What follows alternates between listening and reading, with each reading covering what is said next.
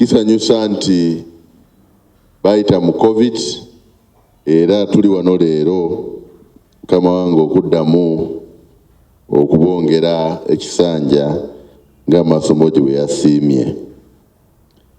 Ensonga ya yinsuwa mu ggwanga yeeraliikiriza kubanga abantu abali mu yinsuwa tebawera na kitundu kimu ku buli 100. Bali obutundutundu 8 bokka 0.86 tebawera na 1%. Kale waliwo okusoomooza mu byansuwa mu ggwanga, naye njagadde ku lulwo okwebaza board ne management ya Weerinde Insurance Brokerage Services okusoomooza kuno ogw'okuba nti nno abantu bawera na kitundu kimu ku 100 abali mu nsuwa bo bakulabyemu omukisa. Bakulabyemu omukisa kubanga tibo balaba nti wali akatale k'abantu 99 balamba balana bakola ki kutuukibwa ku bya yinsuwa. Enteekateeka ya muno mu kabi yinsuwa oba oli avuga booda asasula emitwalo 36 n'afuna insuwa y'obujjanjabi.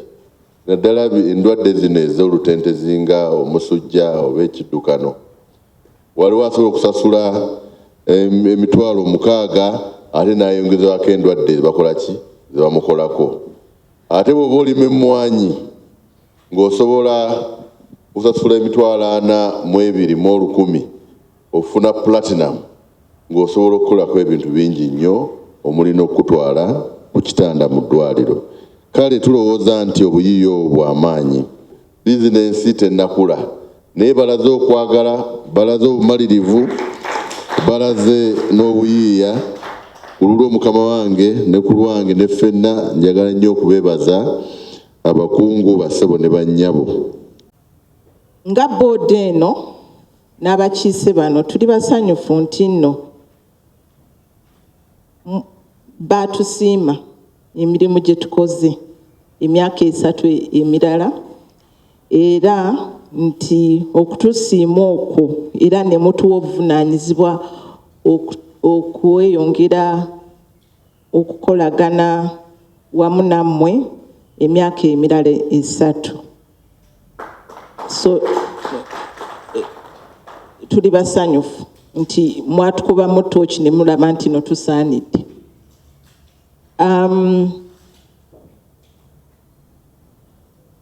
Twagala okusaba leero tetulina bizibu kubanga ebizibu tobyagala,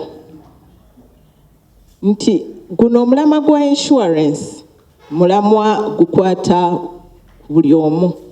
Naawe njagala okutegeeza nti no Oweekitiibwa Waggwa Nsibirwa insurance ye Weerinde yegikolako.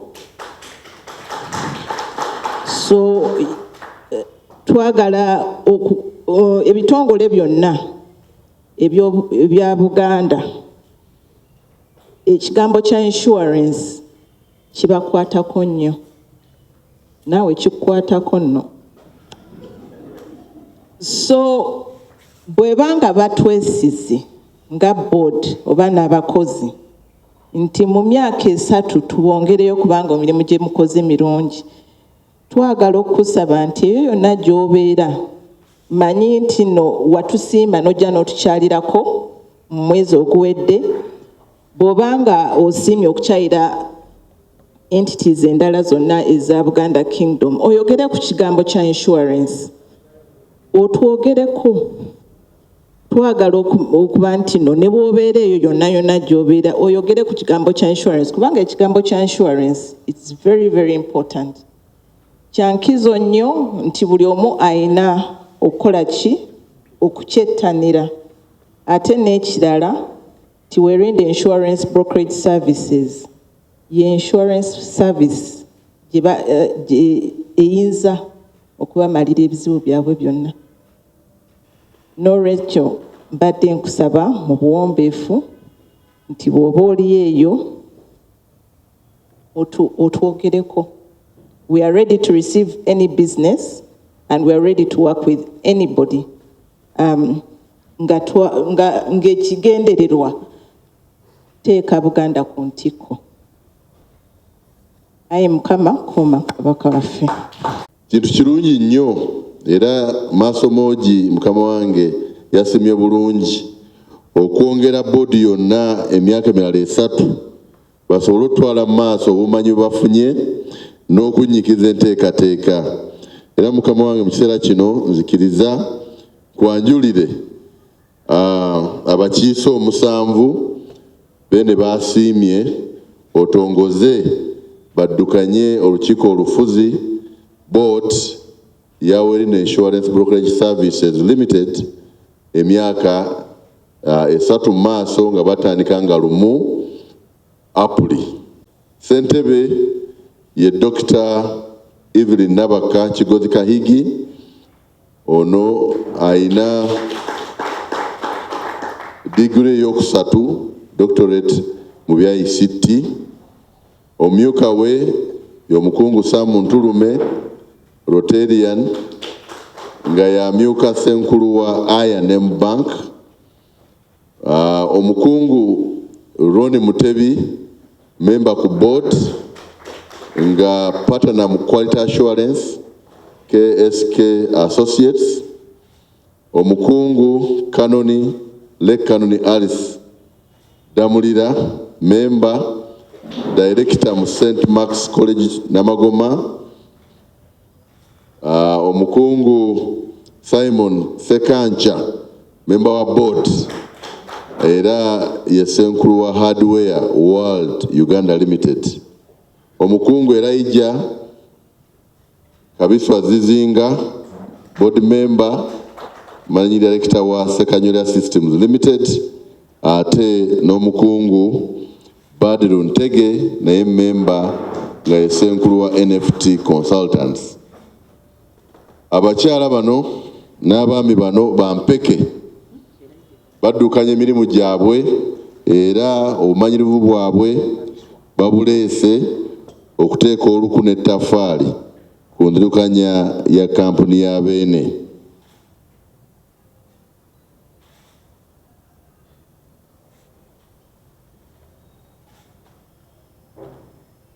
Kampuni eno nga bwe yatandika obuyiiya yakulaba ng'omuntu wa bulijjo owa Beene naye abeerako obutafiirizibwa, bali mu byobulamu, bali mu bintu ebikalu, ate Mukama wange nga bali ne kampuni ya MUA tugenda mu byobulimi n'obulunzi crop insurance. Essuubi ddene, essuubi ly'amaanyi. Twagala nnyo okwebaza obuwagizi bwonna bwe tufunye okuva ewa Ssaabasajja Kabaka. Twagala okwebaza obuwagizi bwa Mukama wange obutali bwa bigambo byokka naye ofaayo nnyo. Nze nga gw'okulembera ensonga zino tuzoogerako nnyo, ate ne juzi wagendayo weerabireko emirimu bwe gitambula. Tukwebaza nnyo olw'obuwagizi obwo. Neebaza obuwagizi bwa bantu bonna mu Buganda naye naddala bannamikago ssentebe baasomye nga bakulembeddwa Liberty Assurance bo ate bo obufumbo basazeewo okusulira ddala mu nju. Twegera twagala nnyo beebaza, bagambye abo bajja bamazeeko. Tulina essuubi tujja genda mu maaso era Mukama wange tusuubira emyaka 3 ginaggweerako. Twali 5 ne tubeera 5 nga tuli 46. Tusuubira nti emyaka ginaggweerako tujja kubeera awo kubanga ffe tumanyidde kubeera ku mwanjo. Njagala nnyo abantu abalina emirimu gye bakola egyabwe ekinsanyusa nnyo. Ate mwenna abali wano emirimu gyammwe gye mukola ngimanyi. Kale nandibadde sinze naggulawo I&M Bank naye njaguza nammwe emyaka 5 nga muli mu Africa. Nammwe mwenna abalala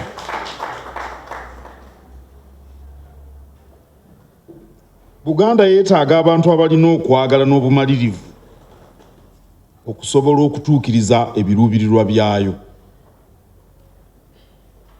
Teri mu nsi kikuumira bantu mabega nga butiitiizi. Abantu bangi buli kintu basooka kukirabamu bizibu. Twetaaga abantu abamalirivu kubanga okuzza Buganda ku ntikko ekyo kirowoozo bulowoozo, kwolesebwa, kiruubirirwa. Naye ekirowoozo ne bwe kiba kirungi kitya ne kitava mu mpapula okudda mu bikolwa, kisigala busigazi nga kirowoozo, oba ne kitava mu mutwe. Waliwo abantu bangi kigambo bakiyita nkuba wa kafaananyi nga nsula mu ggoloofa. Oteekwa okusima omusingi n'otandika okuzimba. Kale okuzza Buganda ku ntikko kwe kwolesebwa kwe tulina. Naye kyetaagisa abategeera okwolesebwa okwo, abaagala okwolesebwa okwo, ate abalina obumalirivu okujjayo okwolesebwa okwo. Era kisoboka. Bagamba nti empologoma bw'eraba embogo ye teraba bugulumivu bwayo, yeeraba kyamisana kyakulya. Nga omuwanika bw'ayogedde, bw'ogamba nti tutandika yinsuwa oba tutandika kampuni, abatiitiizi balaba ebitasoboka, abamalirivu baŋŋanga ebitasoboka. Mwe bantu benjogerako mu aba Bboodi. Era abakitegeera nti omuti gw'empafu yali nsigo, oyinza n'okugimira nga wayagadde. Empafu ensigo eyo osobola okugimira nevaamu etti eryagaagavu. Nze saagalira ddala kukola n'abantu batiitiizi. Bwe ŋŋamba nti saagala bizibu, si lwakuba nti ebizibu tebibeerayo, naye lwakuba omumalirivu yaatema empenda evvuunuka ebizibu. Omutiitiizi akubuulira buli kimu bwe kitasoboka. Oli yali ayagala kukola ekirabo ky'emmere, naye n'agamba nti bano abaana abatunda emmere babba, abatunda nti nno chips nti babbi. Abafu tonnaba naggula sigiri kw'onoosiikira chips weeraliikiridde omwana agenda okukubba ssente. Ne mugamba saagala batiitiizi bangereyo. Oba olina ekirowoozo ky'okutandika ekirabo ky'emmere, genda enkya otandike. Abatiitiizi tebasobola kuzza Buganda ku ntikko, tebalina mugaso. Aboogera tebalina kye batugasa. Twagala bantu ba bikolwa nga mmwe.